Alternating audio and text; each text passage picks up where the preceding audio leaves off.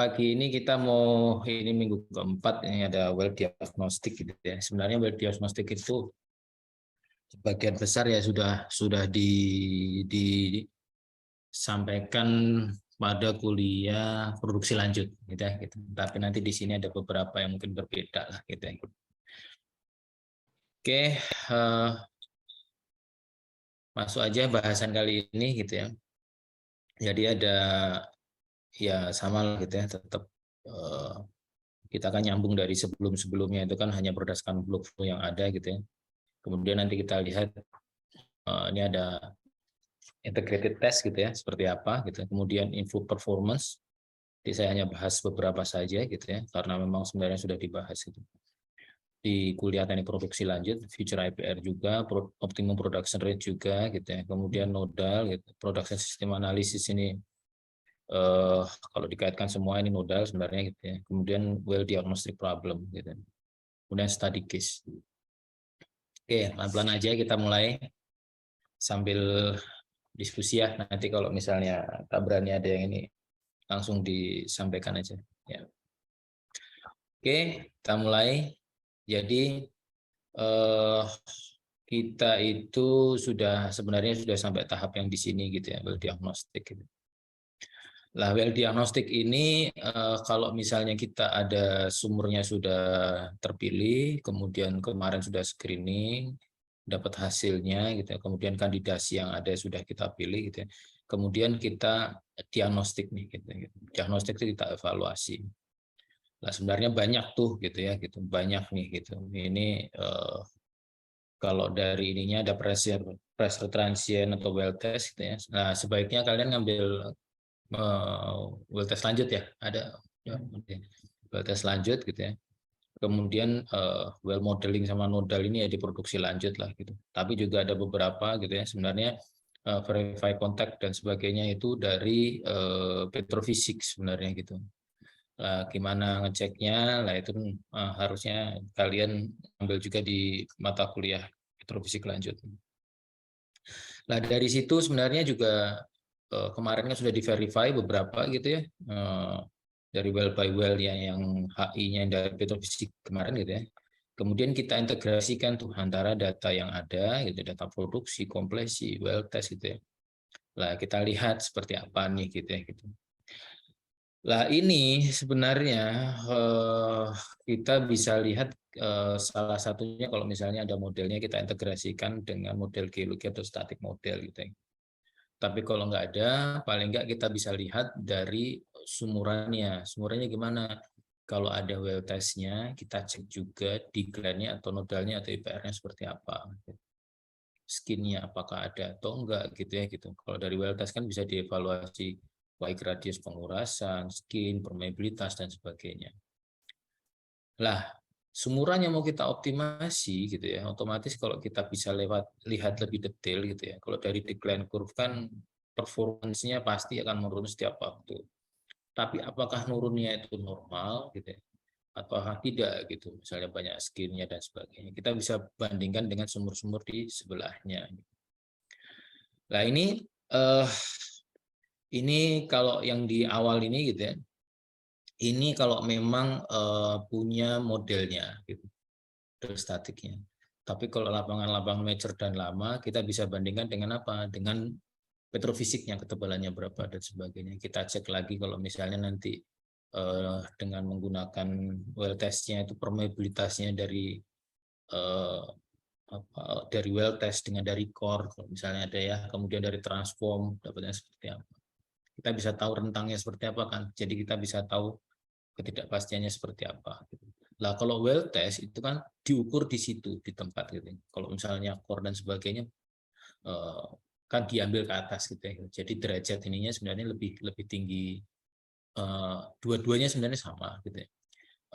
Tapi bisa kita lihat bahwa kalau misalnya well testnya lebih kecil dan hasil core-nya lebih besar, kita lihat apa pada posisi yang sama atau tidak gitu.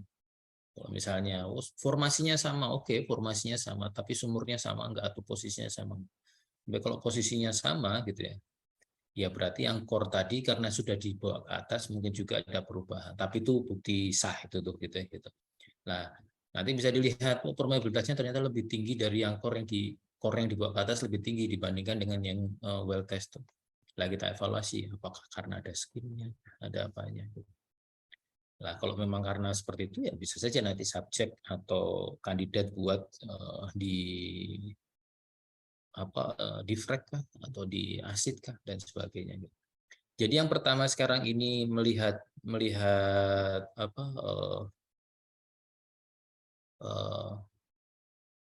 well diagnostik yang awal ini gitu ya. Kita lihat istilahnya kalau dokter ngecek dulu lah. Ini sakitnya apa sih gitu loh. Ya kan kalau dokter kan ini sakitnya apa sih gitu. Nah, terus apa yang bisa ditingkatkan lagi, apa yang bisa dioptimalkan lagi. Nah, nanti kita lihat nih gitu. Kemarin kalau di saringan awal kan sudah ada remaining-nya berapa gitu ya. Ya sudah.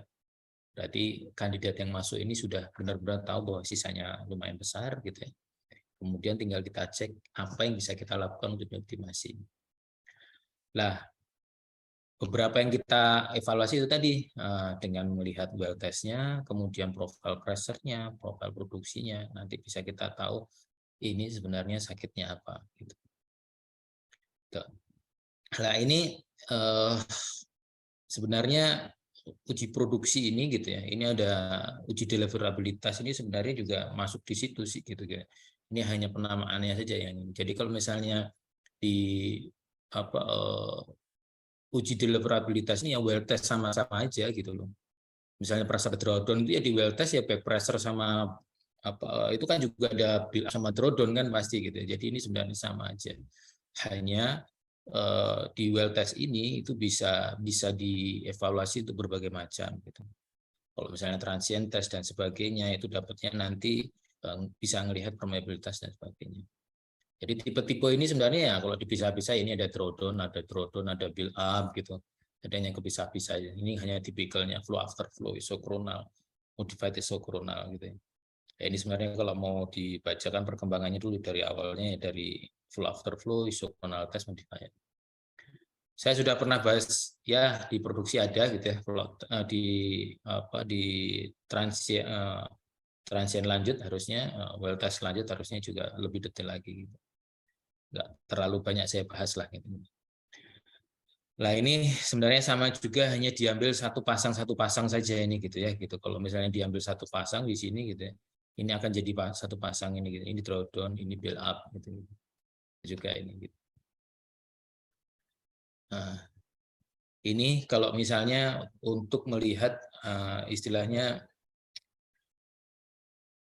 persection itu apa ya? Kalau well test tapi dengan ada pengaruh di sebelahnya gitu. Nah ini juga bisa dilihat nih kalau misalnya ada dua sumur yang berdekatan, apakah interference test? Nah ya, interference test. Nah jadi kalau dilihat apakah dua ini sumur ini radiusnya bersinggungan atau tidak gitu. Lah sebenarnya kalau ini ada sih oke-oke aja, tapi jarang ada juga sih gitu. Lah oleh karena itu kadang kita menggunakan rule of thumb gitu ya gitu. Rule of thumb-nya ya 250 meter kalau buat oil gitu ya. Terus 500 meter buat gas. Jadi kalau misalnya dua sumber ini ya jaraknya kalau oil ya harusnya 500 meter nih gitu. Karena supaya tidak nggak bersinggungan kan. Tapi sebenarnya jarak itu tergantung dari apa? Tergantung dari permeabilitasnya besar kecilnya. Oke. Lah, ini kalau IPR buat gas gitu ya, ya ini pakai Rollins lah gitu, ada C ada N gitu. Slope-nya ini dia seper N gitu ya, kemudian dari titiknya ini kalau dihitung gitu dapat datanya dimasukkan ke reservoir PWF test, N-nya dapat, IG-nya dapat, C-nya akan dapat dihitung. Gitu. Nah, nanti bisa ditahu kalau IG-nya apa C sama N-nya sudah dapat, bisa saja langsung dapat ngitung-ngitung Qmax lah gitu. Hati-hati kalau menggunakan ini gitu ya, gitu. Karena ini kan nggak ada C-nya ya. Apakah ini kadang kemarin ada yang berbeda tuh. Mending kita hitung pakai ini dulu gitu ya. Dapat C sama N-nya, kemudian nanti bisa dapat apa kalau PWF-nya kita set 10% atau 14,7 kan akan mendekati NAOF kan, akan dapat Qmax-nya gitu. Karena kalau menggunakan ini kadang agak berbeda dengan yang ini. Ya.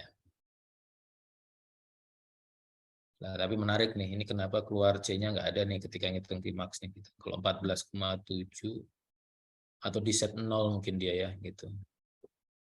Tapi C-nya jadinya nggak berfungsi itu, bahaya itu. Padahal C-nya beda nih.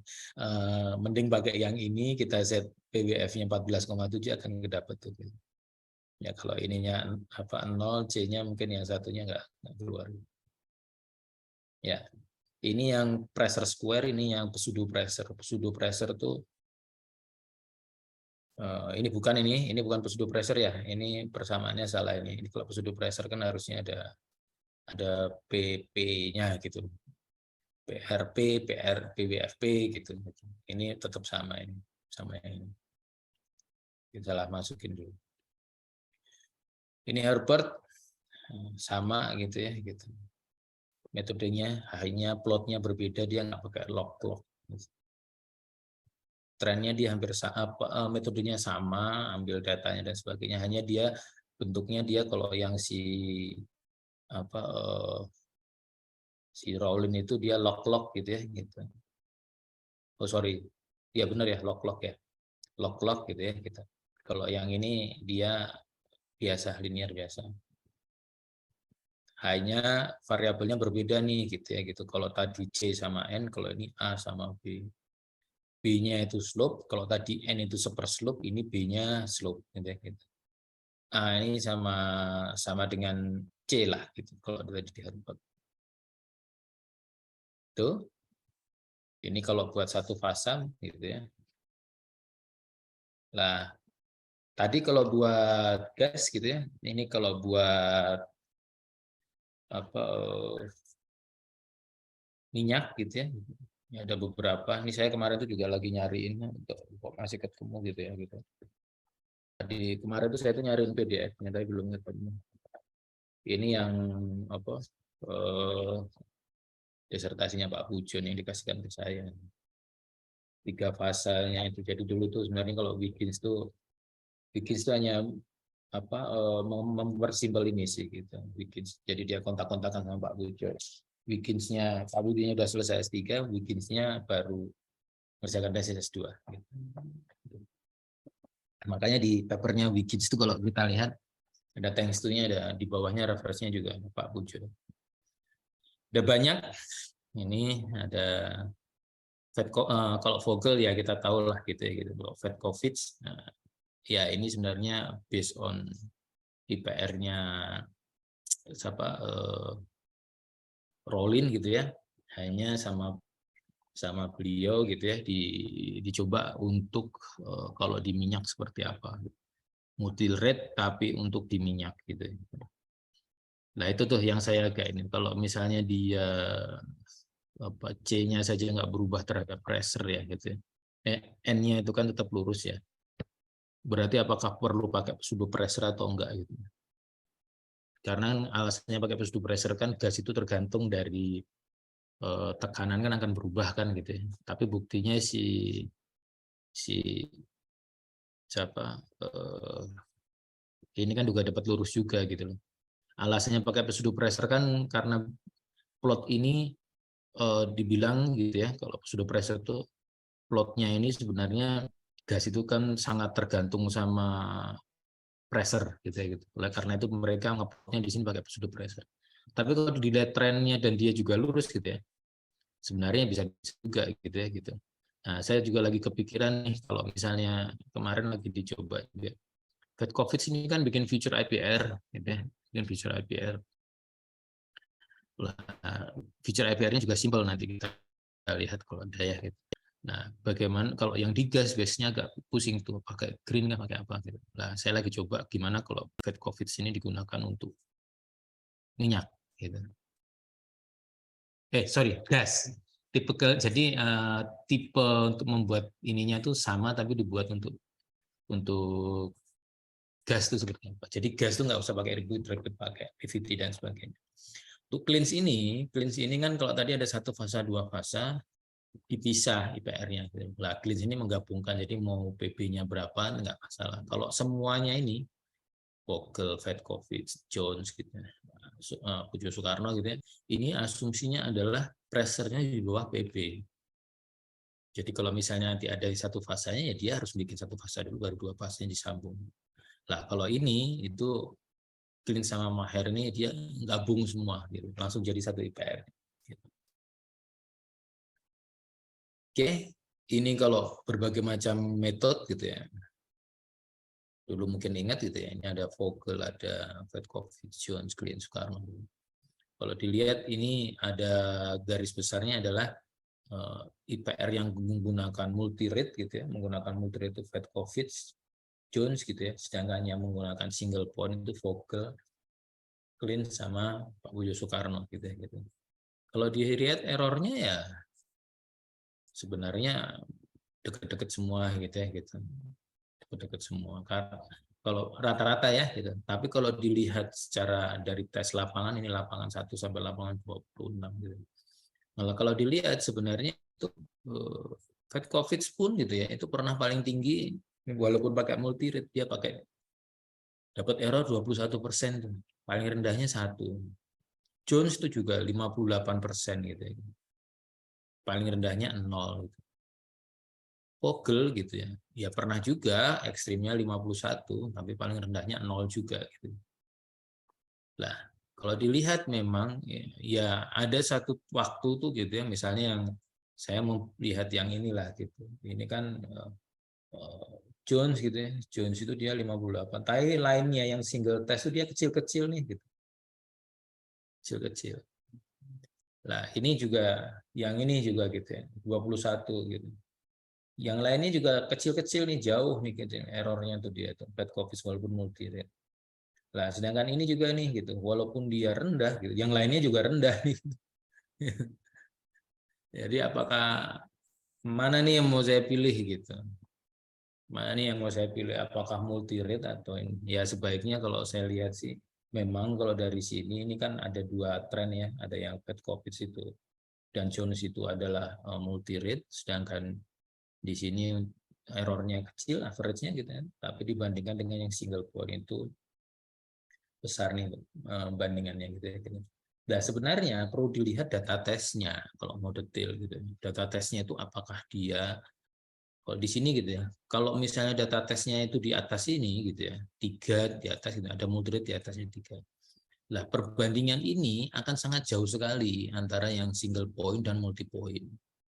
Tetapi kalau data tesnya di bawah sini, 3 titik ini ya, kan misalnya saya kan pasti buat yang single point milih salah satu kan gitu ya. Lah, kalau dia sudah lebih dari 50% dari pressernya gitu, jadi misalnya ini berapa 1.600 gitu ya, terus tesnya itu di bawah 800 gitu, berarti kan sudah di bawah 50% turun kan. Lah perbedaan dari multi point dan single point itu nggak begitu jauh. Tapi kalau dia di atas ini data tesnya masih di bawah 90% gitu ya, istilahnya 80 ke atas lah gitu ya. Misalnya ini 1.800 ya, 1.600 ya berarti 300 ya berarti sekitar 1.300 ke atas lah gitu ya. Nah itu mungkin saja ini besarnya di sini. Gitu. Nah, yang nggak ada di sini keterangan di papernya Wiggins ini Wiggins ini kelihatannya bikin paper ini buat nge-review dulu itu. Nge-review paper yang berkaitan dari IPR gitu ya. Dia bikin review, kemudian dia sampaikan gitu. Nah ini sebenarnya bagian dari tesis dia tuh. Jadi sebenarnya tesis itu nggak mesti juga harus hasilnya, tapi review beberapa paper juga bisa. Review beberapa paper, metode yang sama, kemudian dibandingkan gitu. Dibandingkan. Nah sebenarnya pembandingan itu bisa jadi paper yang bagus juga. Gitu. Karena bayangkan saja berarti saya ini kan sudah baca berapa paper, 1, 2, 3, 4, 5, 5. Terus kemudian apa? Tiap lapangan kan berarti saya harus pakai data kan. Ini dari luar sampai Indonesia juga ada. Berarti saya harus review beberapa data tersebut kan gitu. Dan otomatis akan lebih banyak. Orang biasanya akan lebih suka kalau misalnya papernya itu misalnya mau ngejarnya apa ya? Citation index gitu ya gitu. Nah, kalau review paper kayak gini sebenarnya banyak yang akan mensitasi gitu ya. Nah, jadi sebenarnya ketika kita membuat tesis dan kita nge-review paper gitu ya, sebenarnya sudah bisa jadi paper gitu loh. Nggak perlu ada hasil metode yang tertentu, tapi tinggal membandingkan aja. Saya metodenya gini, metodenya gini. Dari beberapa metode ini kelemahannya ini, kelebihannya ini, kelemahannya ini. Nah, ini sudah jadi itu paper. Ya, gitu. Nah, oke, lanjut gitu ya. Ini tuh Wikinews 3 fase gitu ya. Nah, ini persamaannya memang dipisahkan tergantung data tesnya, nanti tinggal dihitung satu-satu antara IPR oil sama IPR water, kemudian digabungkan menjadi IPR liquid gitu ya. Gitu. Nah, untuk yang satu fase dan dua fasenya berbeda gitu ya. Tadi kan saya sudah singgung bahwa IPR di sini asumsinya itu gitu ya, semuanya ini ya, kecuali yang green sama Maher itu, jika kondisinya satu fase dan dua fase itu berubah gitu ya, ya harus bikin satu fase dulu baru dua fase gitu. Nah, sedangkan jika menggunakan green sama Maher gitu ya, itu langsung. Nah, yang lainnya itu metodenya yang menggunakan ini mau nggak mau gitu.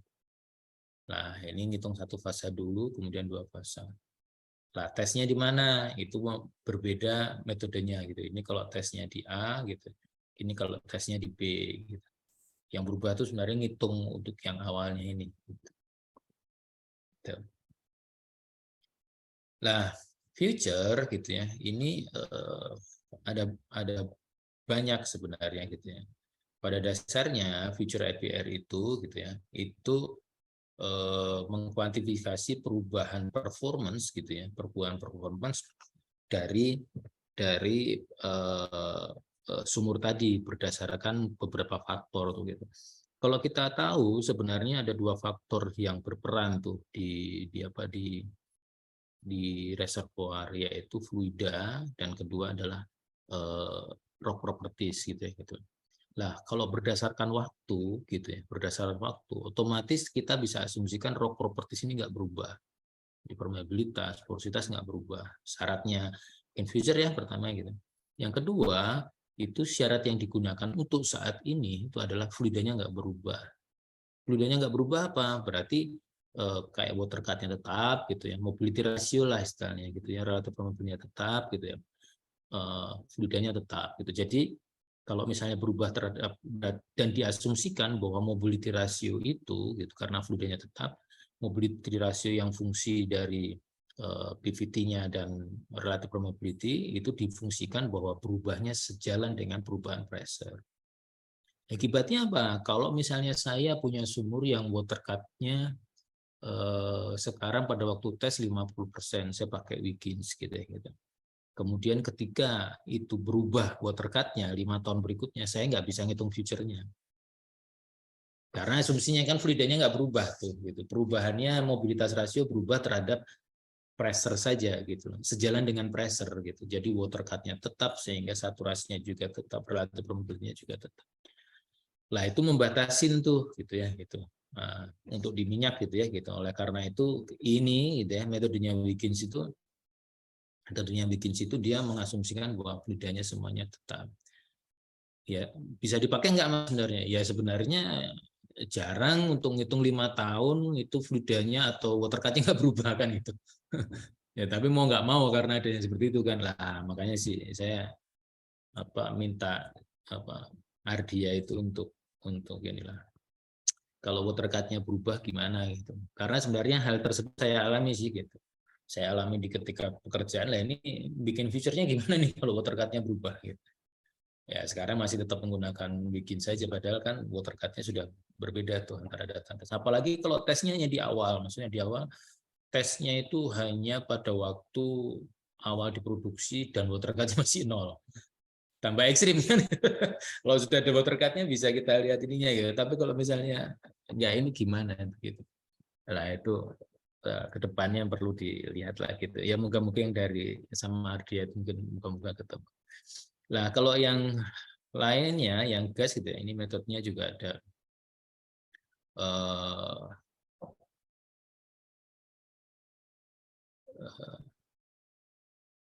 yang dari yang future-nya ini harusnya ada metodenya beberapa nih gitu ya gitu.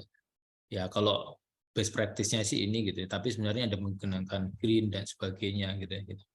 Nah, kalau misalnya diasumsikan bahwa konstan gitu ya gitu karena nggak berubah terhadap waktu, ya mungkin bisa saja gitu. Tapi kalau yang jelas nggak berubah itu sebenarnya N ya gitu.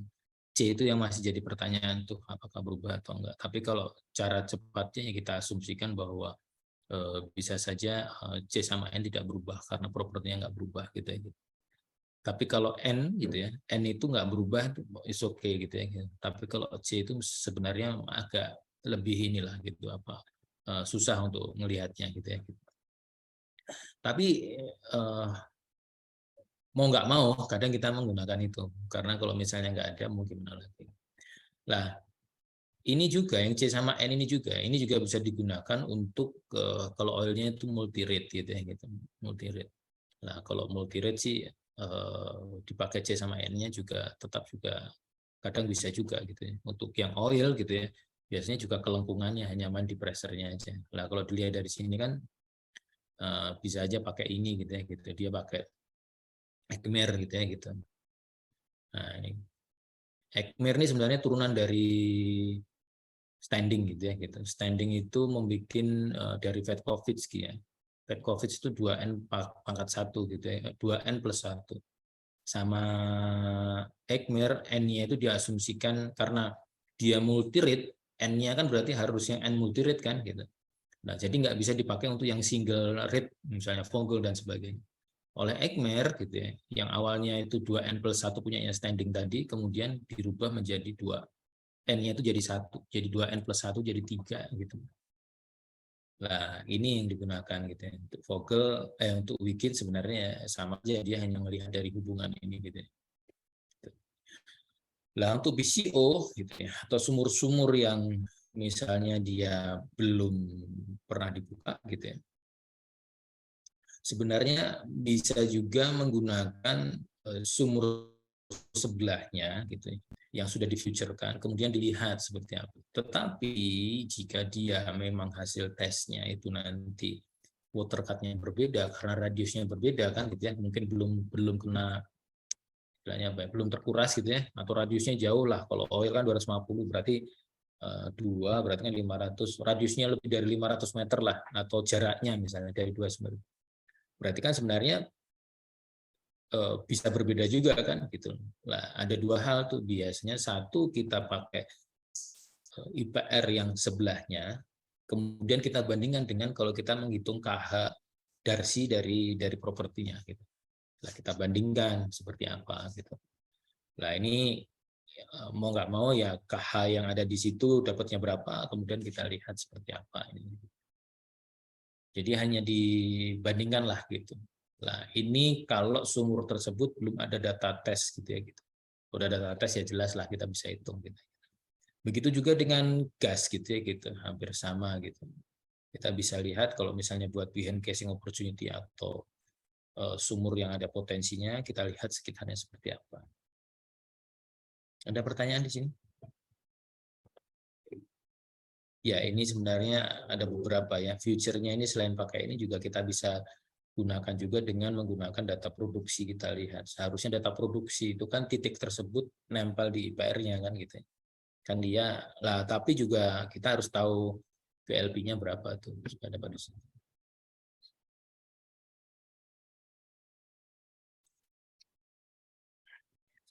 Pas banget ternyata. Oke, kita lanjutkan. Nah, ini adalah optimum range gitu ya gitu. Optimum range kita bisa lihat bahwa ada batas kiri, batas kanan gitu ya. Otomatis batas kiri, batas kanan ini gitu ya tergantung dari metode yang digunakan. Sebenarnya ya rule of thumb-nya ada 60 40-60 atau 30-70 gitu ya. Tapi ya sebenarnya 60-40 itu ya berdasarkan inilah gitu. Atau kalau mau yang satu angka ya kita bisa ini berapa nih misalnya 2100 gitu ya misalnya gitu. Nah, kita pakai sepertiga dari drawdown total. Berarti kalau 2100 sepertiganya kan 700 lah. Turun 700 kita ambil satu titik di sini akan dapat ini gitu. Jadi kalau misalnya sepertiga misalnya gitu ya. Mana titiknya? Misalnya ginilah ginilah gitu. Nah, misalnya seperti itu. Sepertiga.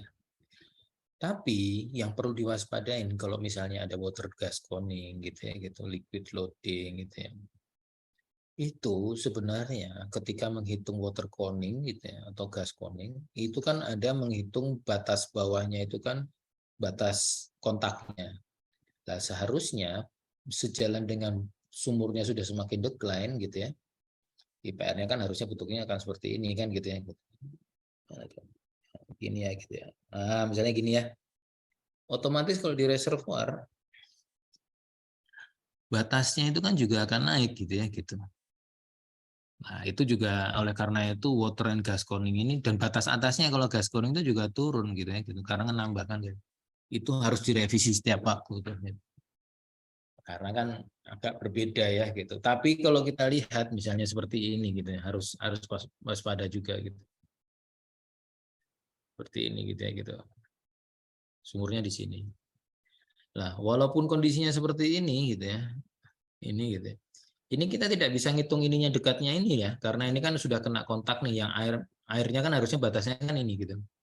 Nah, persamaan yang ada itu kebanyakan ngitungnya itu tegak lurus tuh. Padahal ini akan lebih lama nih aslinya, karena di sini kan batas bawahnya kan sudah reservoir, sudah impermeable kan. Jadi harusnya bukan tegak lurus gini, tapi miring kan gitu. Oleh karena itu ketika menghitung hati-hati itu. Apakah dia itu memang kenanya di bawahnya batas, atau kita hanya ngitung aja jaraknya kontaknya berapa. Nah, itu kita diskusikan sama teman-teman geologis lagi. Karena kalau seperti ini, kelihatannya deket misalnya gitu. Padahal bawahnya nggak ada air, airnya dari samping-samping kan, karena ini kan impermeable gitu kan gitu ya. Kalau saya hapus inilah gitu ya. Biar kelihatan, ini kan harusnya itu kan, nah seperti ini kan gitu ya gitu. Nah, nah ini kan sebenarnya nggak ada nih di sini gitu ya gitu. Tapi kita hitung karena depth-nya ini kita hitungnya ini. Nah itu juga harus hati-hati. Gitu. Kontak walaupun dekat kita konfirmasi sama teman-teman geologis bentuknya reservoirnya seperti apa, apakah benar-benar di bawah atau tidak.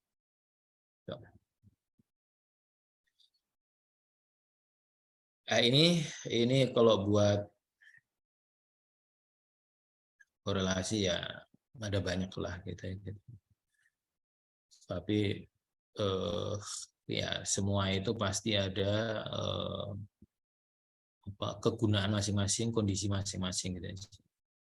Jadi kalau misalnya ada datanya tesnya ya kita matchingkan gitu ya. Tapi kalau misalnya nggak ada ya kita mau nggak mau pakai persamaan lah gitu.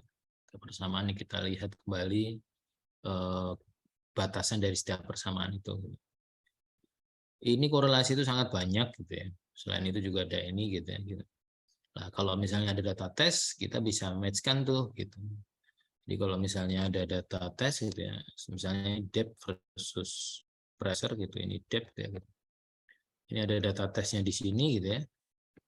Nah, kita tinggal lihat tuh korelasi A, B, C gitu. Ini dari surface-nya, ini B, W, H lah gitu ya. Gitu. Nah, korelasi A, B, C ini yang mana yang paling dekat dengan data yang ada di sini gitu. Nah, tinggal dipilih tuh gitu. Nah, kalau ada data kita bisa matchkan. Tapi kalau nggak ada data gimana Mas ya? Kita pakai ini ada yang sudah bikin papernya gitu ya gitu. Lah pakai ini gitu ya. Karena di sini dia itu melihat bahwa dibagi dengan beberapa type tuh namanya cluster mapnya ini. Satu dilihat dulu tipe sumurnya seperti apa. Tipe sumurnya seperti apa, apakah vertikal, deviated atau horizontal. Terus kedalamannya seperti apa. Shallow, moderate atau deep. Nah, AB ini ada korelasinya gitu. Kalau yang di atas ini 2,99 itu diameternya. Jadi kalau mau diameternya di bawah 2,99 korelasinya pakai A. Nah, A nanti dilihat di paper tersebut masuknya ke apa. B itu ke apa, C itu ke apa gitu. Nah, ini salah satunya gitu ya. Ya memang sebenarnya terlalu banyak ya kuliah ini ya, tapi ya nggak apa-apa. Ya pelan-pelan yang penting tahu dulu lah gitu. Ini karena dijelaskan satu-satu terus dipraktekkan satu-satu ya. Ya lumayan gitu ya. Nanti mungkin terakhir kita bikin ini aja lah. Case project satu lapangan lah. Gitu. Kalau semua sudah ini nanti dikerjakan satu lapangan, kemudian beberapa kali per stepnya kita evaluasi lah, kita lihat bareng-bareng nanti presentasi perkembangan seperti apa. Ya. Oke, Ini untuk production systemnya gitu ya. Production systemnya ya ini sebenarnya modal gitu ya. Ada inflow outflow tergantung dari kondisi sumurannya gitu ya. IPR-nya lah, kita IPR-nya menggunakan apa tergantung gitu ya, apakah dia masih di kondisi present atau future. Kalau future ya tergantung metodenya nanti pakainya apa. Lah inflow outflow ini ya jelas ya, kalau yang masuk ke dalam sistem namanya inflow, kalau yang keluar namanya outflow gitu. Nah, biasanya di tengah yang perpotongannya itu adalah kondisi operasi pada sistem tersebut gitu. Jadi bukan kondisi optimum ya, tapi kondisi operasi pada sistem yang dipasang. Karena inflow-nya pada kondisi tertentu, outflow-nya juga kondisi yang sama yang kita evaluasi. Gitu. Optimum nggak, belum tentu, lihat dulu ininya gitu. Tapi kalau misalnya jubingnya lah, gunanya dilakukan ini kan kita kalau mau lihat optimumnya ya jubing yang kita ganti, flow line yang kita ganti, kita lihat yang paling optimum. Oke. Nah dari nodal tadi sudah kita evaluasi, kita lihat dari PR-nya, kita lihat juga problem ini kan awalnya kita lihat, kita evaluasi dari data tesnya gitu. Data tesnya itu ada, kita lihat performanya seperti apa sih. Kemudian dari data produksinya kita juga bisa lihat tuh gitu ya gitu. Apakah ada problem tuh gitu ya gitu. Kalau dari yang kita gunakan di sini, kita kan menggunakan Chanplot tuh gitu untuk melihat apakah dia itu dari data produksinya trennya seperti apa. Lah dari tren itu kemudian kita bisa lihat tuh nanti ini problemnya apa. Nah, kalau dari ini kita kan hanya melihat saja gitu ya konvensional plot seperti ini gitu ya gitu. Jadi awalnya ini sebenarnya si Chan ini ngelihat dari water cut versus time gitu ya, kok ya naik-naik aja nih gitu ya gitu. Kita lihat dari sininya gitu ya, ini juga kumulatif gitu ya, kok ya kayak gini aja gitu, nggak begitu kelihatan nih gitu ya gitu. Nah kemudian beliau itu mencek tuh gitu, gimana kalau bukan water cut gitu ya gitu. Ini water cut versus kumulatif gitu ya gitu. Gimana kalau misalnya menggunakan WOR, water oil ratio gitu ya gitu. Kalau water cut kan sebenarnya air versus liquid totalnya kan gitu. Nah ini kalau ini WOR versus time gitu ya gitu. Sebenarnya kelihatannya kalau misalnya WOR-nya itu turun gitu ya, atau ini kalau ininya naik gitu ya, trennya kan bisa kelihatan nih, saya perbesar ya gitu. Nah, ternyata oleh Chan ini itu bisa melihat apa perbedaannya tuh antara yang apa derivatif sama yang enggak gitu ya gitu. Nah ini bisa dilihat nih gitu. Kalau tipikalnya seperti ini tuh multi layer channeling gitu ya gitu. Kalau yang seperti ini tuh bottom water coning gitu. Nah beliau melihat tuh di apa dibanding-bandingkan tuh gitu ya gitu antara yang satu sama yang lain seperti apa gitu. Nah sebelum masuk ke coning sama channeling gitu ya kita lihat nah ini tipikal-tipikalnya tuh gitu ya, tipikal-tipikalnya. Jadi kalau misalnya seperti ini itu channeling gitu ya, constant positive slope, ini slope-nya ke atas gitu ya. Kelihatan gitu ya gitu. Lah ini kalau dia changing nih gitu ya, coning gitu. Nah, kalau water oil ratio berarti kan pembaginya itu kan kalau yang dari semakin kecil gitu ya. Kalau dianya berpindah gitu ya, istilahnya apa ya? Satu apa ya? Satu fase atau satu kuadran ya yang penjelasan ini. Jadi kelihatan tuh kalau misalnya dia berubahnya drastis gitu ya, itu dia channeling. Kalau coning sebenarnya nanti kita singgung coning yang dimaksud seperti apa gitu ya. Coning itu bisa saja dia karena kayak naik biasa gitu loh. Channeling itu bisa karena juga fingering atau dari layer di atasnya masuk ke formasi di bawahnya atau di atasnya. Nah, ini sebenarnya ada beberapa gitu ya gitu. Dari penjelasannya si Chan kemudian dijelaskan lebih detail oleh orang yang melihat itu gitu ya gitu. Jadi dibagi period-period nih gitu. Jadi kalau dilihat gitu ya, kalau misalnya ini coning sama channeling dibandingkan gitu. Kalau coning itu biasanya kalau sudah terjadi coning ya sudah dia naik terus gitu. Nah, sedangkan kalau channeling dia ya memang awalnya stabil gitu ya. Berarti kan kalau ini WOR-nya stabil ya. Berarti kan dibandingkan WOR-nya kan berarti oil dibandingkan dengan apa waternya kan stabil. Kalau di plot hanya water cut dia naik pasti gitu. Kan dia liquidnya flat juga ya. Kalau sebanding kayak gini WOR-nya tetap kan berarti flat juga dia water cut-nya. Water cut-nya kan tetap gitu ya gitu. Lah, ini mulai naik nih gitu. Lah, naiknya slope-nya ini yang dilihat. Kalau slope-nya dia lebih lebih apa cepat berarti dia itu channeling gitu. Nah, kalau coning biasanya dia bergradasi itu gitu. Nah, nanti bisa dilihat di sini ini lebih banyak penjelasannya kalau period 1 ini tandanya apa, period 2 gitu untuk coning itu seperti apa, period 3 itu seperti apa. Gitu. Nah, ini untuk case-case yang ada ya, tapi kalau nanti kita lihat di data yang sesungguhnya belum tentu bisa terlihat langsung nih gitu karena namanya data ini kan masalahnya dia pakai simulator ya, jadi datanya smooth gitu ya gitu. Jadi ya nggak selalu terlihat tuh gitu ya gitu. Lah kalau untuk oil well gitu ya atau gas coning ya GOR versus time. Kalau untuk gas well ya water coning channeling gitu. Oil well ini sebenarnya juga bisa juga untuk yang water coningnya seperti apa gitu. Kalau yang oil well juga dia plotnya buat water apa oil ratio versus time gitu. Ya ini. Lah kalau dari apa penjelasannya sebenarnya kalau coning ya tipikalnya seperti ini nih gitu ya gitu. Jadi dia terjadi karena adanya apa perbedaan sebenarnya kebanyakan itu viskositasnya lebih lebih rendah gitu ya gitu. Jadi ngalirnya lebih mudah ketika ada tarikan yang lebih kuat gitu. Nah, ini gitu ya. Ini sebenarnya bisa di ini nih untuk mencegah terjadi coning sini gitu. Ada yang namanya downhole water sink gitu. Jadi di bawahnya ini diproduksi pakai pipa lagi. Jadi supaya dia naiknya itu, nah ya saya gambar ya. Jadi ketika seperti ini gitu kan naik gitu ya. Ini kan karena produksinya di sini kan lebih kuat gitu ya. Jadi biayanya naik kan. Nah, downhole water sink itu ada pipa lagi khusus untuk produksi airnya.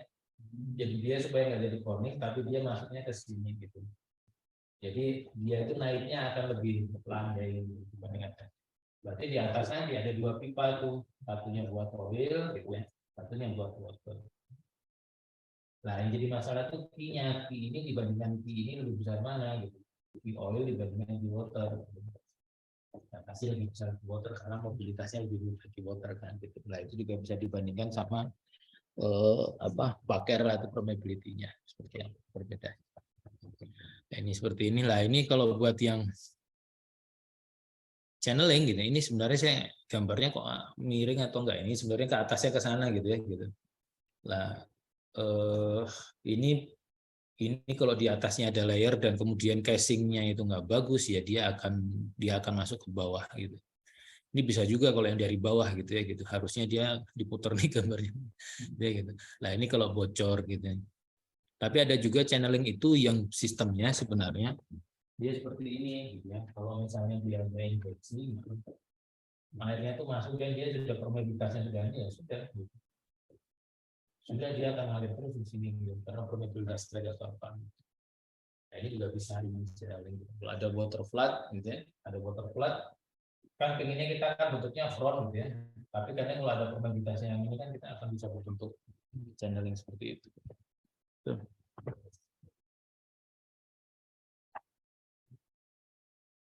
Oke lah, ini beberapa hal yang jadi catatan gitu ya. Sebenarnya jelas kalau berdasarkan data produksi yang ada gitu ya, kita sebenarnya bisa harusnya ada mencatat tuh gitu ya gitu. bahwa satu yang perlu jadi perhatian adalah reservoir pasti akan turun tekanannya gitu ya. Terus produksi juga bisa turun karena pressure, tapi bisa juga karena ada kerusakan akibat skin gitu ya. Nah, pengimplementasian atau misalnya lapangan kita itu dilakukan water flood atau gas displacement gitu ya, itu harusnya ada catatan tuh, karena nanti di produksi itu akan kelihatan tuh. Kalau tren-trennya aneh dan sebagainya itu akan kelihatan nanti ketika dicamplok gitu ya. Nah, apakah pergantian perforasi juga harus dilihat? Karena apa? Sebenarnya yang jadi masalah ketika tadi misalnya saya mengevaluasi camplok tadi gitu ya. Kemudian awalnya dia ada trennya, kemudian berubah nih. Water cut-nya udah naik, water cut-nya jadi turun nih gitu. Tapi layer yang diproduksi sama nggak sama gitu. Tapi kita harus lihat sama, tapi dinaikkan nggak perforasinya gitu. Nah ini juga mempengaruhi ini gitu. Jadi hal-hal yang dievaluasi itu yang dilakukan untuk layering itu juga perlu dilihat. Dan ini juga hati-hati. Apa? Kalau misalnya perforasinya berubah, apakah IPR feature itu bisa juga dilakukan gitu? Karena kan asumsinya kan nggak berubah semuanya kan gitu. Nah itu juga perlu dilihat. Beberapa hal juga yang akan berpengaruh ya ini ada choke size, gas lift, ada well stimulation sama cement switch. Nah beberapa hal ini yang kadang sebenarnya yang paling penting adalah apa? Alteration perforation ini gitu, karena ini sangat mempengaruhi gitu. Kalau perforasinya pencatatannya sudah nggak benar ya susah juga kita mengawasi lapangan tersebut apakah ada data produksinya walaupun ada gitu. Karena perubahan dari perforasi itu juga mempengaruhi. Dan itu sering juga saya alamin tuh gitu. Kenapa? Karena ketika nanti pencatatan tidak baik gitu ya, perubahan gitu. Kenapa? Kok tahu-tahu perforasinya nggak berubah gitu ya, tapi water cut-nya turun. Kan susah itu, dan itu sering terjadi gitu. Wah, mau di matching kayak apa ya kalau di water cut-nya perforasinya nggak berubah, water cut-nya berubah drastis ya agak impossible tuh gitu. Karena di simulasi reservoir kan hanya ngelihat dia, kecuali ada stimulasi dan sebagainya gitulah, water shut off gitu ya oke lah. Tapi kalau nggak ada perubahan perforasi gitu itu akan lebih sulit. Oke, lah ini lainnya gitu ya. Jadi di plot gitu ya, biasanya di plot beberapa kondisi tadi, data produksi dan sebagainya untuk melihat tuh ada anomali enggak. Dan kalau bisa di bawahnya juga dilihat tuh. Kalau misalnya mau evaluasinya by field ya, di atasnya data produksi field lapangan, bawahnya itu jumlah sumur tuh. Karena kalau decline versus jumlah sumur akan kelihatan bahwa itu decline-nya beneran atau enggak.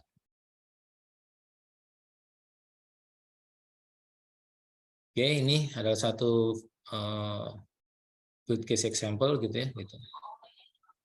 Lah, kalau dilihat gitu ya, mana tadi tempat saya kok nggak berubah nih, page up.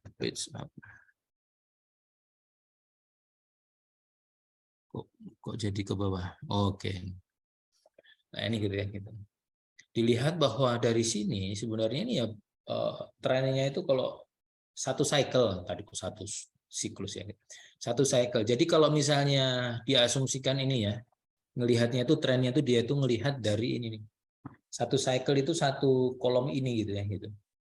Jadi kalau versus waktu dia itu derivatifnya itu tetap landai seperti ini gitu ya, gitu ya. Satu cycle-nya tetap sama gini. Ini berarti normal displacement. Jadi memang water cut-nya tuh naik gara-gara muka kontaknya itu naik pelan gitu. Nah, tapi jika berbeda gitu ya kan. Berbeda apa? Naik seperti ini malah ada turun gitu ya gitu. Nah, ini ada kelainan tuh gitu. Apakah naiknya cepat? Ini udah 2 cycle nih gitu. Nah, ini ya sebelahnya. Ini kan masih dalam satu kentang. Ini namanya satu cycle nih. Jadi ngelihat, jadi gini, Chan itu tidak menjelaskan detail. Tapi ada satu papernya ini gitu ya. Dia itu menjelaskan caranya melihat di lapangan dia seperti apa gitu loh. Karena kan kalau hanya melihat trennya susah. Dia melihatnya satu cycle ini. Jadi kalau ini satu cycle-nya itu kan dilihat tuh ini gitu loh. Apa antara yang minus 5 dan minus 4. Kalau dia masih satu cycle versus time gitu ya.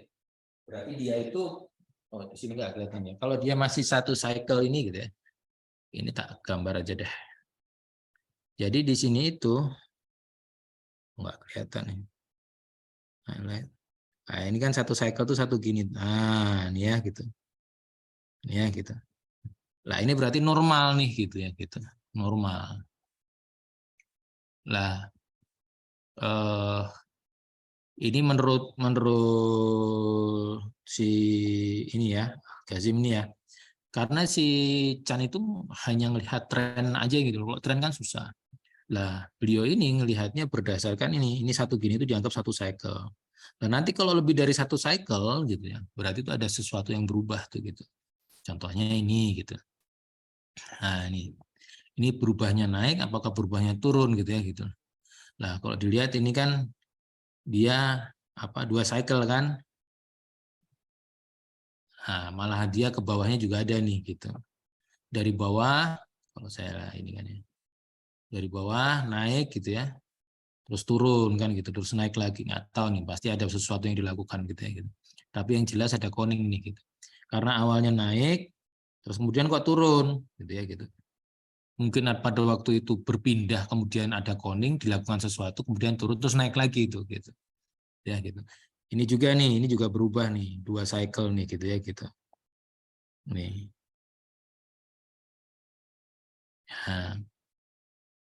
Nah, kalau yang jelas nih, trennya naik nih gitu ya gitu. Naiknya drastis nih gitu. Channeling gitu loh.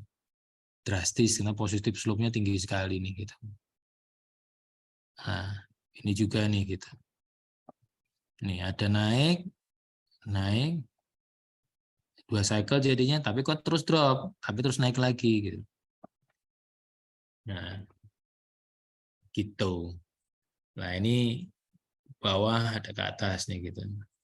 Double lah itu. Mau kulangin tapi kok naik nih. Jangan-jangan nggak kelihatan ya, sorry. Terus naiknya nih. Nah, ini biasa aja ini ada channeling. Gitu. Ya sebenarnya si Chan itu kan hanya ngelihat trennya gitu ya gitu. Tapi indikasinya gimana lah? Walaupun ini memang juga agak ribet juga gitu saya zoom lagi. Agak ribet juga, tapi ya paling enggak dia sudah ngasih gambaran lah. Kalau dia dua cycle, satu cycle. Kalau satu cycle itu normal gitu. Kalau dua cycle berarti ada problem. Ada problem tinggal dilihat slope-nya. Slope-nya tinggi atau enggak gitu loh. Kalau misalnya tinggi, ya berarti dia channeling. Kalau enggak terlalu ini berarti water coning. Betul. Ya. Jadi kalau yang ini itu ada perbaikan sebenarnya. Iya. Ada perbaikan tapi terus naik lagi dia gitu. Tuh. Nah, kalau Chan nggak jelaskan sampai detail kayak gitu lah, itu susahnya gitu loh. Kalau ini dia ngelihatnya it's okay lah.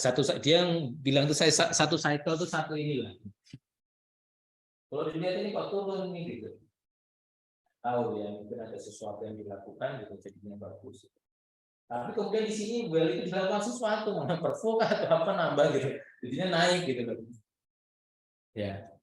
Jadi kalau di sini gitu ya, kalau kita lihat di sini, ya ini kan awalnya ya tahu nih gitu. Awal tuh produksinya bagus nih gitu. Water cut-nya nggak begitu banyak. Tapi di sini harusnya dilihat di tam ini gitu. Kenapa dia kok slope-nya naik gitu. Apakah perfo gitu. Perfo enggak? Kalau misalnya perfo ya dilihat perfonya di mana. Atau kalau nggak perfo indikasi apa tadi? Channeling apakah bocor ataukah inilah. Nah, kalau kayak gitu ya harus di run CBL istilahnya cement bond lock gitu. Nah, dilihat sebelahnya seperti apa. Oke? Ada pertanyaan sebelum masuk ke case tadi? Belum ada, Mas. Oke. Enggak ya? Terima kasih Mas Hamida atas waktu yang diberikan Mas untuk berdiskusi tentang studi kasus. Jadi studi kasus di pertemuan sebelumnya sampai dengan pertemuan keempat ini merupakan studi kasus yang real di salah satu lapangan di Indonesia. Kemudian kita coba review ya Mas, dan teman-teman sekalian. Jadi yang pada pertemuan kedua kemarin kita sudah mencoba untuk melakukan perhitungan HI, heterogeneity index. Baik heterogeneity index itu dilakukan perhitungan dari kumulatif produksi ataupun dari loss rate gitu ya. Adam, Ardia kedengaran suara Adam nggak? Kedengaran Mas? Nah, kemudian dari perhitungan HI, perhitungan heterogeneity index tersebut, kemudian dilakukan plotting, gitu. Jadi dilakukan plotting berdasarkan peta struktur. Dan dari plotting tersebut kita bisa melihat, jadi dari yang disampaikan oleh Castillo di tahun 2010, Peter Castillo setelah Peter Davis tahun 96, bahwa di situ dilihat dari mikro levelnya. Dari makro level, jadi ada makro level, kemudian ada mikro level. Kalau makro level, maka kita itu melihat dari sisi petanya, dari sisi atasnya. Jadi yang peta sebelah kiri, peta struktur, kemudian hasil dari perhitungan HI, ini disebut dengan makro level. Nah, kemudian dari makro level tersebut kita coba evaluasi dari mikro level itu seperti apa. Mikro level tersebut dilihat dari evaluasi atau dari teman-teman fisik yang melakukan. Nah, kemudian dari HI kita juga bisa melihat anomali apa yang bisa kita evaluasi dari HI tersebut. Misalkan pada sumur TM2, kemudian TM13, TM19, dan TM20 masuk di kuadran 4, di mana di kuadran 4 ini minyaknya itu produksinya tinggi, kemudian airnya produksinya sangat rendah, dan zona 4 ini merupakan zona terbaik yang sesuai dengan penjelasan Mas Dika di pertemuan yang kedua. Kemudian pada plot ini juga dibedakan mana semuanya aktif, kemudian PMI, pelatihan abandon, dan suspend, shutdown, dan jadi lapangan atau manajemen, teman-teman di manajemen itu bisa melihat dari sisi makro levelnya itu seperti apa, seperti itu. Kemudian misalkan sebagai contoh teman-teman, kita coba lihat dari anomali di TM10 gitu. Jadi di TM2, TM13, TM19, dan TM20 semuanya itu kuadrannya bagus gitu. Di kuadran 4. Jadi minyaknya itu tinggi, kemudian airnya rendah. Tapi kenapa ada di TM10 yang itu mungkin dalam satu jangkauan satu area, ternyata di TM10 tersebut ternyata masuk di kuadran pertama, yaitu low oil dan low water. Jadi produksi minyaknya itu rendah, kemudian produksi airnya itu sangat tinggi sekali. Nah, dari makro level itu belum kelihatan teman-teman. Nah, kita coba lihat dari mikro level dari teman-teman fisik. Misalkan di TM19, kemudian TM10 dan TM20 yang jadi suspek atau yang jadi kita anomali dalam hal ini yaitu TM10 low oil, kemudian high water. Kita coba lihat dari TM19. Di TM19 di sini ada lapisan M1, kemudian lapisan M3, kemudian di TM10 ternyata ada lapisan M4 dan lapisan M5. Kemudian di TM20 ada lapisan M1, lapisan M3 dan lapisan M4.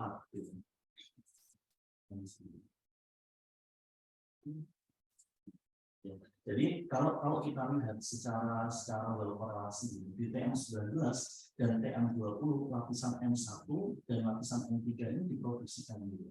Jadi lapisan M1 dan lapisan M3 itu diproduksi. Existing adalah lapisan produksi. Nah, kemudian di TM10 ternyata ada perbedaan, yaitu lapisan M4 dan lapisan M5. Nah, ini bisa kita lihat secara sekilas. Oh, ternyata kenapa di TM10 itu low oil dan high water bisa jadi karena adanya M5. M5 ini sangat dekat dengan kontak, sangat dekat dengan kontaknya itu. Nah, kemudian M1, maka dari pertemuan yang ketiga kemarin kita sudah belajar caranya untuk melihat dari sisi behind casing opportunity. Sebetulnya secara definisi dari teman-teman Petrofisik, semua opportunity yang diusulkan oleh tim Petrofisik adalah behind casing opportunity. Dan kemudian dari tim engineering kita coba mendefinisikan itu secara detail lagi. Dari BCO nanti kita bagi lagi yang kemarin teman-teman, ada open candidate, kemudian test candidate, dan BCO itu sendiri. Nah, kita coba lihat di M1. Di lapisan M1 di sumur TM20, kenapa di sini open candidate teman-teman? Karena di M1 di sini itu sudah dilakukan tes ini. Jadi kalau kemarin, kalau ada lapisan itu yang sudah dilakukan tes tapi belum diproduksikan, maka diusulkan sebagai open candidate. Nah, kemudian kita coba lihat di M1 gitu, kita urutin. Di TM sumur TM19 lapisan M1 ternyata sudah diproduksikan. Kemudian di TM10 dia ada net P-nya nih, gitu ya, ada net P-nya. Berarti dia belum dites dan belum diproduksikan. Kemudian di TM20 ternyata sudah dites tapi belum diproduksikan. Maka kalau kita melihat dari sisi kiri dan sisi kanan dengan jarak yang relatif dekat, gitu ya, antara TM19 dan TM10 itu 423 meter, kemudian TM10 ke TM20 itu 311 meter, maka kita usulkan lapisan M1 di sumur TM10 sebagai behind casing opportunity. Demikian juga teman-teman di sumur TM19, ternyata di lapisan M3 sudah diproduksikan, gitu ya, lapisan existing. Coba kita lihat di TM10, oh ada net P-nya, ternyata belum diperfo, belum dites, belum diproduksikan. Kita coba lihat di lapisan M3 di sumur TM20, ternyata sudah dites, sudah diproduksikan. Gitu. Nah, maka di sumur TM10 di lapisan M3 itu sebagai kandidat behind casing opportunity. Diusulkan sebagai DCO. Kemudian kita coba lihat lagi di M4, gitu ya. Ternyata di sumur TM19 di lapisan M4 belum dites, belum diproduksikan pastinya, gitu ya. Nah, kemudian di TM10 ternyata lapisannya sudah diproduksikan, lapisan existing M4. Kemudian di TM20 ternyata juga sudah diproduksikan. Gitu. Nah, kalau misalkan kita lihat dari sisi netnya, ternyata lapisan di M4 di TM10 itu relatif pendek, ya, relatif intervalnya relatif pendek. Kemudian kalau TM20 ternyata lebar, gitu ya. tipis dan tebal. Jadi TM10 itu tipis, gitu ya. Kemudian TM20 itu tebal. Maka wajar tidak kalau misalkan ternyata low oil, ya, dia itu di sini HI-nya itu mengindikasikan low oil, kemudian TM20 itu mengindikasikan minyaknya itu tinggi, gitu ya. Karena dari segi keterangan dia juga berbeda. Nah, kemudian kita coba dari sisi M5 nih, teman-teman. Ketika kita lihat dari sisi M5 di PM10, ternyata dia itu sebagai lapisan existing, gitu ya. Nah, tapi kalau misalnya kita lihat, misalkan Mas Ardia sama Mas Fabrani, Mas di sumur TM19 di M5 dia netnya tebal banget nih, gitu. Tapi kok nggak jadi open candidate, gitu, atau test candidate atau BCO, gitu. Sedangkan di TM20 ternyata dia nggak ada netnya sama sekali. Nah, kira-kira ada ini ya, teman-teman, ada usulan ya, ini itu jadi apa ini di M5? Kenapa nggak jadi open candidate ataupun test candidate? Padahal kalau kita lihat dari sisi lognya, ternyata dia sudah pernah dilakukan tes, gitu ya. Maka harusnya kalau dia itu naik P dan dia itu sudah dilakukan tes, tapi belum dilakukan produksi, maka dia sebagai open candidate. Nah, ternyata dia itu sudah kecil sama kontrak di LKO M1 gitu. Alfa itu flawless non oil, jadi di situ tuh kondisi minyaknya itu sangat rendah, ya bisa dikatakan di bawahnya alfa itu air semua. Nah, berarti kalau kayak itu kita bisa simpulkan, oh ternyata di PM10 itu dia kenapa low oil dan high water karena M4 itu dia itu tipis sekali, ya netnya. Kemudian M5 dia itu zona air, ya wajar saja dia itu low oil dan high water. Ya, nah kemudian kita bisa simpulkan teman-teman, ketika kita itu melihat dari sisi mikro level antara sumur TM19, TM10 dan TM20, ternyata ada 3 kandidat risiko dan 1 kandidat open, open candidate. Nah, kira-kira dari sini Mas Fabrani atau Mas Ardia ada pertanyaan? Jadi kita sudah coba mendetailkan kenapa kalau di TM10 itu dia sebagai low oil, high water, padahal di teman-teman yang lain di sebelah itu zona 4 yang sedang bagus semua. Ada pertanyaan teman-teman? Ya, kita lanjutkan ya diskusinya. Jadi di pertemuan kedua kemarin coba kita ulangi. Yang pertama itu kita sudah membahas tentang HI, kemudian kita juga sudah belajar cara plotting HI di data struktur. Kemudian di pertemuan ketiga kemarin kita sudah mencoba untuk bagaimana cara untuk menentukan kandidat dari opportunity. Nah, di pertemuan ketiga selanjutnya, di pertemuan ketiga kemarin kita juga sudah belajar tentang perhitungan EOD, perhitungan estimate ultimate recovery. Di mana di sini itu kami berikan contoh ada sumur TM20 di lapisan M3 itu lapisan existing, Kemudian kita coba teman-teman. Jadi ada satu paper khusus yang membahas tentang perhitungan estimated recovery. Ada beberapa metode sebetulnya selain dependent analysis, kemudian reciprocal, kemudian factor gitu ya. Dan masing-masing metode itu pastinya punya asumsi, memiliki kekurangan dan keuntungan. Maka di penulis di paper itu mengatakan bahwa ketika kita itu menghitung estimated recovery itu sebaiknya dibandingkan. Jadi tidak hanya kita satu metode itu dipegang, karena satu metode tadi dia itu punya kelebihan, punya kekurangan, punya nilai error gitu. Dimana di slide ini kita coba bandingkan antara dependent analysis kemudian dengan reciprocal. Ternyata hasil estimate ultimate recovery-nya itu hampir sama gitu, 153.000 barrel. Nah, kemudian kalau misalkan berbeda gimana nih teman-teman? Kalau misalkan berbeda, maka kita coba usulkan satu pembanding yang lain, misalkan fat profit gitu ya kan. Nah, dari L tersebut kita juga bisa hitung nih, misalkan kita sudah tahu objeknya atau sudah tahu IT-nya, kita sudah tahu estimate recovery, maka kita bisa menentukan remaining reserve-nya berapa. Nah, ketika kita telah menentukan remaining reserve, kemudian kita bisa menentukan kalau misalkan remaining reserve-nya itu besar, apa yang harus skenario kita lakukan, kemudian remaining reserve-nya itu kecil, apa skenario yang harus kita lakukan selanjutnya. Di pertemuan ketiga kemarin kita sudah membahas ini. Nah, kemudian di pertemuan hari ini, pertemuan keempat, kita coba bicara tentang well diagnostic. Di mana well diagnostic itu sebetulnya ada banyak, gitu ya, seperti yang dijelaskan Mas Amida. Tapi kita coba dari well performance ini detailkan dari sisi nodal analisisnya, yaitu info performance relationship-nya, kemudian jobbing performance relationship-nya itu seperti apa, kemudian kita digabungkan menjadi nodal analisis, gitu ya. Kemudian selanjutnya adalah kita coba nanti yaitu water pumping diagnostiknya itu dari sumur PM20 lapisan M3 itu seperti apa. Misalkan kondisi di sini adalah kita punya data tes, gitu ya, teman-teman. Nah, tadi sudah dijelaskan gitu ya, ada tes itu ada berbagai macam. Nah, kira-kira kalau teman-teman melihat dari sisi data tes yang tersedia di sini, itu termasuk drawdown atau build up, PBU atau PBB. Mas Tabrani atau Mas Ardian. Di sini kan dia ada flowing gitu ya, dia ada pertama itu di flowing, kemudian ternyata itu di shaping gitu. Ini ada ini nggak mau yang di sini itu adalah pipa pressure gitu. Jadi dia misalkan di flowing selama 4 jam, kemudian dia di shaping selama 4 jam juga gitu. Ada flowingnya 5 jam, kemudian shapingnya 5 jam. Ternyata didapatkan ini yang rate-nya 832 barrel oil per day. Tapi biasanya karena data lapangan itu tidak semua itu ideal gitu teman-teman. Ternyata BHP-nya di sini itu enggak satu gitu. Padahal kalau kita itu ingin membuat IPR, maka kita butuh minimal itu 2 data gitu. Minimal itu 3 data. Yang pertama itu kimia, kemudian yang kedua itu pressure. Nah, pressure itu ada berbagai pressure, kemudian ada tekanan reservoirnya gitu. Nah, ternyata di sini juga reservoirnya itu nggak tercatat nih ternyata gitu ya. Dan yang tadi kita sudah ini gitu ya, analisis dari kualitas itu ada volume test, kemudian ada factor, ada model.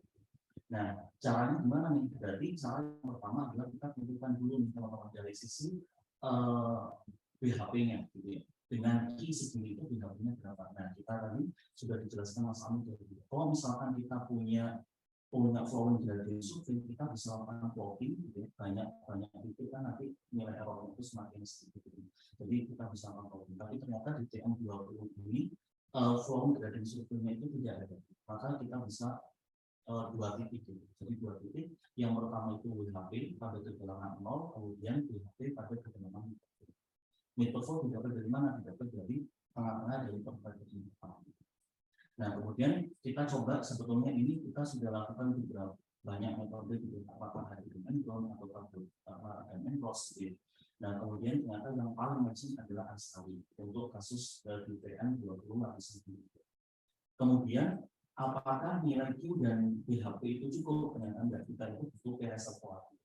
Nah, kadang-kala reservoir itu dari WLS itu enggak diketahui. Nah, kita coba dari trend yang diketahui, trend pressure yang diketahui. Ternyata pada kondisi 17 Juni 2020 gitu ya, itu didapatkan 727,80 dan dengan perhitungan seperti ini gitu. Kita harus convert dulu gitu ya, ke reservoir karung paridatum, kemudian dari itu berapa, kemudian kita bisa lihat dari reservoir pada liquid volume. Nah, kemudian setelah Q diketahui, BHP diketahui, reservoir diketahui, kita coba hitung dari sisi IPR-nya. Dari sisi IPR-nya, ternyata IPR di sini kita pakai model, didapatkan inisial IPR-nya dengan P reservoir 1893, gitu. Kemudian kita coba bawa ke kondisi future IPR-nya, ternyata di 720. Nah, kemudian kita plotting 4 barrel ini di kondisi apa? Bukan kondisi inisial, ini kondisi saat ini, kondisi sudah future IPR.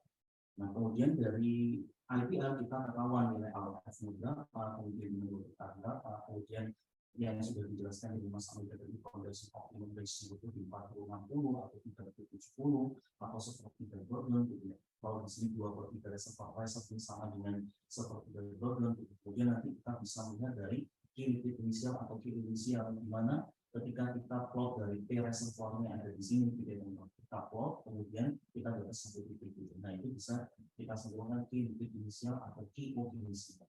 Kenapa ini sama? Karena berarti itu sebenarnya 0%.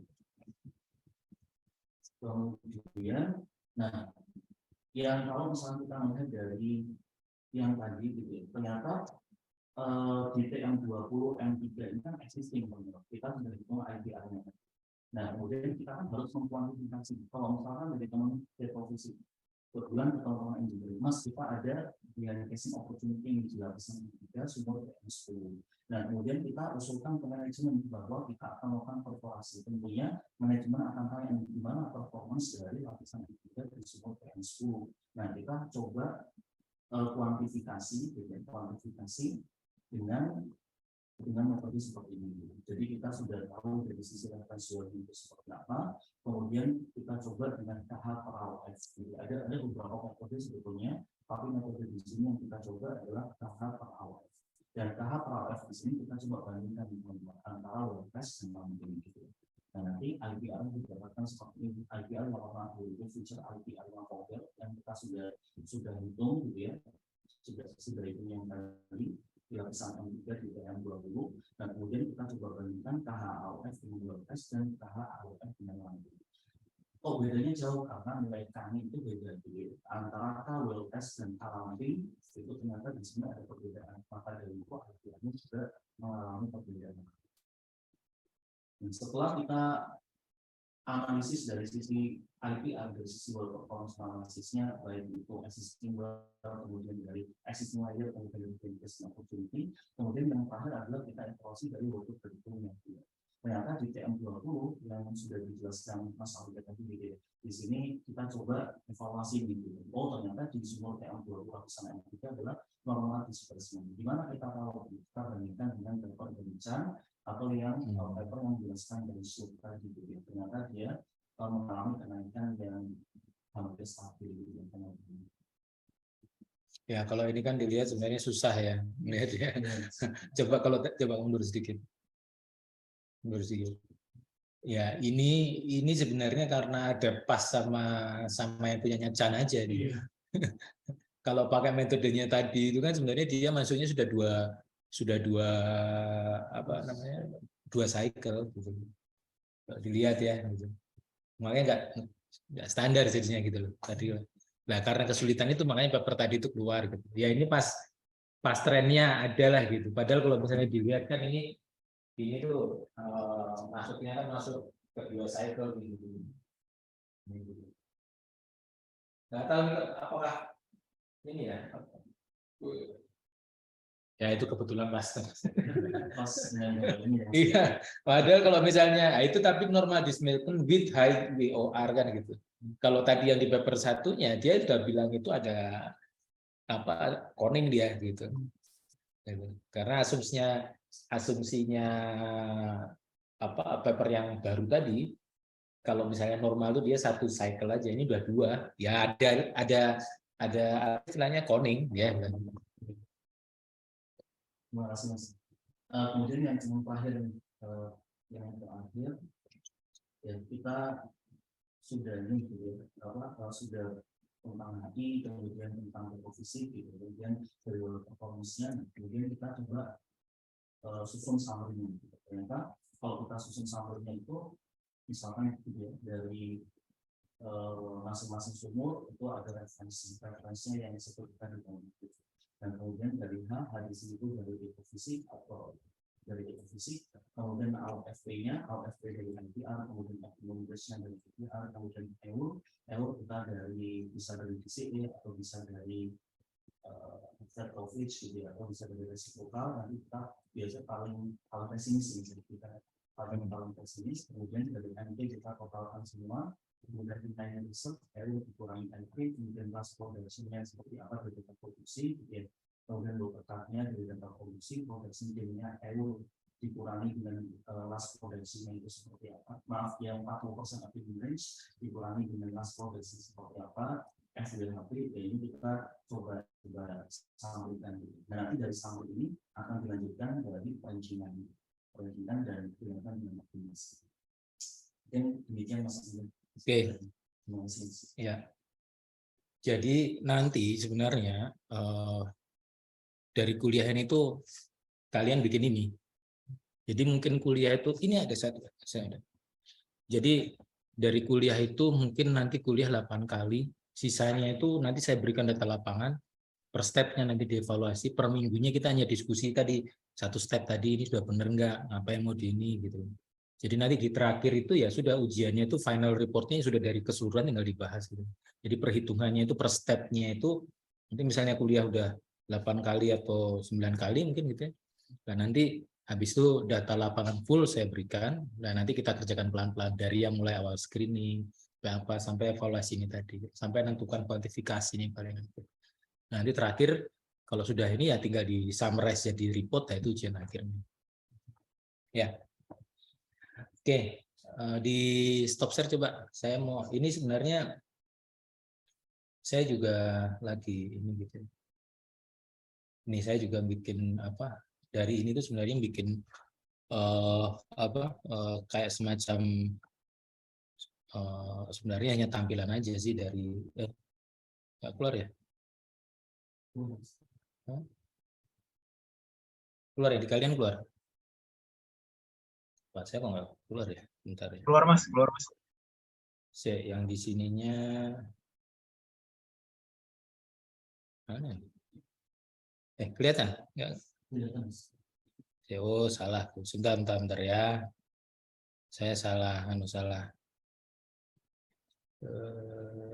Mana dulu? Bentar ya, stop share dulu ya. Ininya saya pindah ke sini. Oke, ini saya pindah ke kanan. Nah, ini ya. Nah, ini mana tadi? Nah, ini saya zoom lah. Share biar sananya kelihatan. Screen 2. Oke. Oke. Tampilan oke. Ini. Mouse mana nih mouse? Nggak kelihatan nih mouse. Nah, ini ya gitu. Oh, betul. Nah, ini sebenarnya tadi beberapa hal yang saya sampaikan di situ gitu ya. Itu terus kemudian sebenarnya bisa dijadikan software ini sebenarnya kan Excel basicnya gitu ya, hanya ditampilkan pakai Power BI. Tapi ini gitu bisa membantu, sangat membantu tuh gitu. Ngevaluasi bawahnya ini misalnya ini sebenarnya ada keterangan dari performance analysis gitu ya gitu. Dari sumur ini itu sebenarnya dibukanya di layer mana aja gitu. Ini bukanya kebetulan hanya satu, ada yang dua ini misalnya dua ini gitu ya. Nilai sumur dua ini dibuka dua nih. Ini bukannya kapan, terus ini juga bisa tahu nih kapan gitu. Jadi kalau misalnya saya mau lihat TM22 gitu ya gitu. Lupa saya, ininya TM2 ininya di mana, di kanan ya. Kalau lewat situ tuh nggak kelihatan ya. Well-nya nih A22 ya. Maksudnya saya baca sih. Ini misalnya kayak gini. Tuh. Nih gitu kan gitu. Nah ini gitu.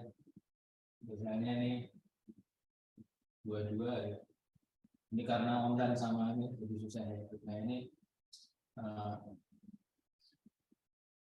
bisa dilihat nih gitu. PM22 itu seperti apa profilnya. Terus ini kalau dilihat kan ada bawahnya apa nih gitu. Kondensat. Nah, kondensatnya kapan ini naik ketika apa gitu. Ini ada penambahan juga nih pada waktu yang ini 2006 nih. Sayangnya ini belum inline ya. Maksudnya belum inline, kalau di bawah sama di atasnya ini sudah inline gitu ya. Ini kan 2006 harusnya yang ini ya. Nah ini ya. Ini dibuka lagi gitu. Nah ini bisa ngecek di sini ada kenaikan enggak gitu. Ini 2000. Nah ini kalau dilihat kalau memang data produksi yang benar gitu ya. Ini 2006 ini atau naiknya yang ini nih, karena kan atas sama bawah nggak inline ya. Kalau skalanya sama bisa dilihat. Nah ini term keempat nih, itu di sini kan. Nah ini kenaikan, apakah kenaikan ini karena nambah ini? Jangan-jangan ada naik, tapi di sini performanya nggak dibuka. Nah itu juga sekali buat saya betul. Nah ya, ini masalahnya bukanya bukan di sini, bukanya di ini online. Nah, ini selain itu juga di sini juga bisa dilihat tuh yang berkontribusi mana aja, gitu. Layar mana aja yang paling besar, ini gas, layar gitu. Kalau misalnya oil bisa nggak, gitu. Nanti tinggal dilihat kalau oil seperti apa. Nah ini oil layar. Jadi kita tahu target-targetnya layarnya yang sebenarnya yang kurusnya bagus mana. Yang tadi ini sebenarnya kumulatifnya nih Pak Benar, ini koordinat sesungguhnya gitu. Dari lapangan ini seperti apa ininya gitu. Dari bendera. Nah artinya gitu ya. Artinya ya ini sama nih kayak yang kemarin yang saya ini kan ini seperti ini. Nah ini bisa dilihat terus waktu berubahnya seperti apa gitu. Nah, awalnya seperti itu gitu ya, karena apa, sumurnya mungkin hampir sama tuh ininya gitu. Nah ini masih pakai metode yang lama. Kalau misalnya sudah dinormalisasi mestinya akan lebih bagus, nggak terlalu kelihatan gitu. Kalau dinormalisasi yang sumurnya ini kan kelihatan bedanya ya, ada pergerakannya kan beda gitu ya kelihatannya. Karena apa? Karena kalau nggak dinormalisasi ya dia dibaginya berdasarkan laju alir yang terbesar, average-nya tahun itu kan. Nah, kalau dinormalisasi semuanya kan maksimal nggak ada nilai 200, nyatanya 1 kan. Nah itu sumur yang bagus akan selalu dengan TM9, akan selalu kelihatan di TM9 gitu. Akan selalu di kuadran 3 ke kuadran 1. Nah kalau gini kan jadi kelihatan nih, ini apa nih, pada tahun berapa, itu seperti apa nih gitu. Nah ini 2001 dan nah, nanti kita bisa lihat sumur-sumur sebelahnya seperti apa gitu. Ini kan pakai, nah, misalnya gini tuh. Nah, seperti apa ininya gitu. Nah,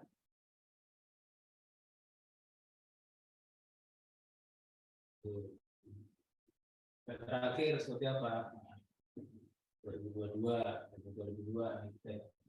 Harusnya 2022 ya. Nah, ini lanjut lagi. Nah, bisa lihat ini gas ya. Ini oil